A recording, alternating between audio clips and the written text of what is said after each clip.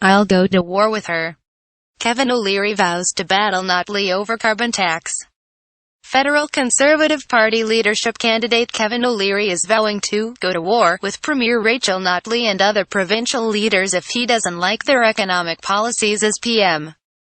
The outspoken businessman and reality TV personality was speaking Thursday at a town hall event sponsored by the Alberta Prosperity Fund, a conservative political action committee.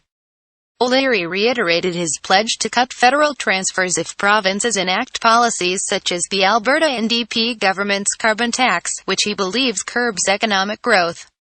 "The best outcome is to get rid of her and I'll do everything I can," O'Leary said of Notley, referring to the next provincial election set for 2019. "If that's not the case, I will definitely be punitive on transfer payments on health care. I'm going to have to push back. It's going to be nasty. I have to get her back off this carbon tax because we just can't attract capital. I'll go to war with her, trust me." Notley's office declined to comment on O'Leary's remarks.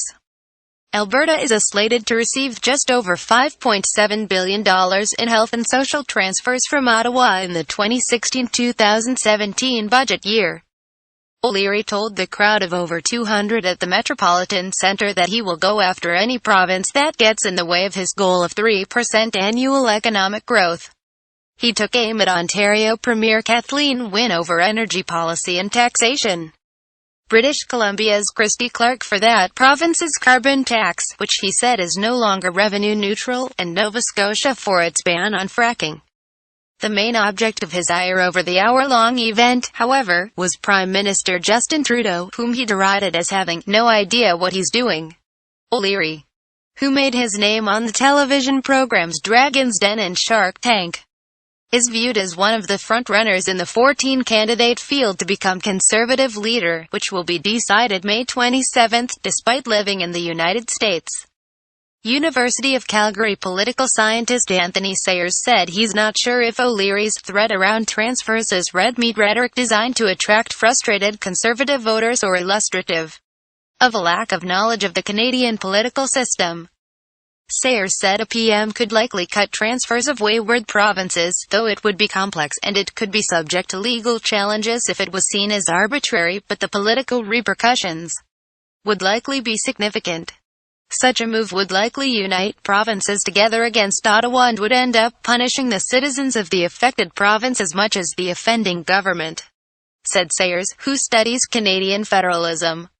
"It's doable but very difficult," he said. "And to what effect? If you take out too much, all you do is ruin your relationship with the local voters. You might hurt Rachel Notley, perhaps, but actually you're hurting Albertans." But Ken Hughes, a former Progressive Conservative MP and provincial cabinet minister who is advising O'Leary in Alberta, said the idea of cutting transfers is workable. "It is a credible threat and it is a credible tool," Hughes said in an interview following the event.